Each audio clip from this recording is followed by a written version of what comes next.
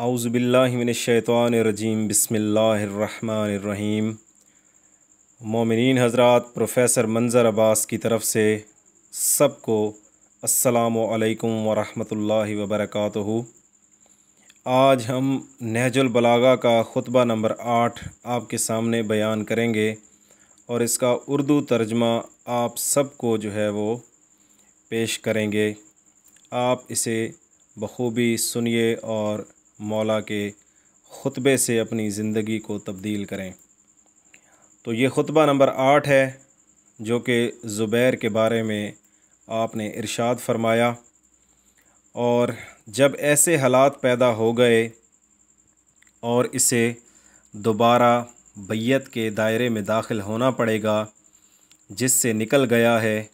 ज़ुबैर का ख़याल ये है कि उसने सिर्फ़ हाथ से मेरी बैयत की है और दिल से बैयत नहीं की है, तो बैयत का तो बहरहाल इकरार कर लिया है, अब सिर्फ़ दिल के खोट का अद्दआ करता है, तो इसे इसका वाज़े सबूत फ़राहम करना पड़ेगा, वरना इसी बैयत में दोबारा दाखिल होना पड़ेगा जिससे निकल गया है। तो ये था ख़ुतबा नंबर 8 का तर्जमा। साथ ही हम आपको ख़ुतबा नंबर 9 भी आज जो है वो गोशे गुज़ार करेंगे मोमिनीन के, क्योंकि ये ख़ुतबे थोड़े मुख्तसर हैं, इसलिए हम 2 ख़ुतबे इकट्ठे जो है वो पेश कर रहे हैं आप मोमिनीन के लिए। और इसमें पहले हम 6 और 7 ख़ुतबा को बयान किया और अब आज 8 और ख़ुतबा नंबर 9 बयान होगा। तो ये ख़ुतबा नंबर 8 था, तो जिसमें ज़ुबैर की बैयत के बारे में मौलाए कायनात फरमा रहे हैं।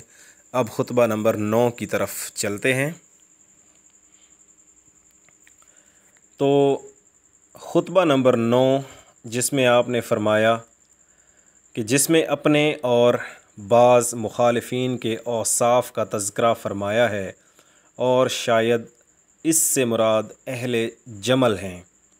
ये लोग बहुत गरजे और बहुत चमके, लेकिन आखिर में नाकाम ही रहे, जबकि इस वक्त तक गरजते नहीं हैं जब तक दुश्मन पर टूट ना पड़ें, और इस वक्त तक लफ्ज़ों की रवानी नहीं दिखलाते जब तक के बरस ना पड़ें।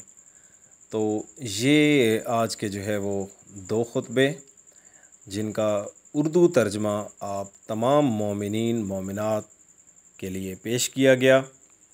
आपसे दुआ है कि आप जो है वो मेरे बाबा जान के लिए एक सूरह फ़ातिहा तिलावत फ़रमा दें। जज़ाकल्लाह, शुक्रिया।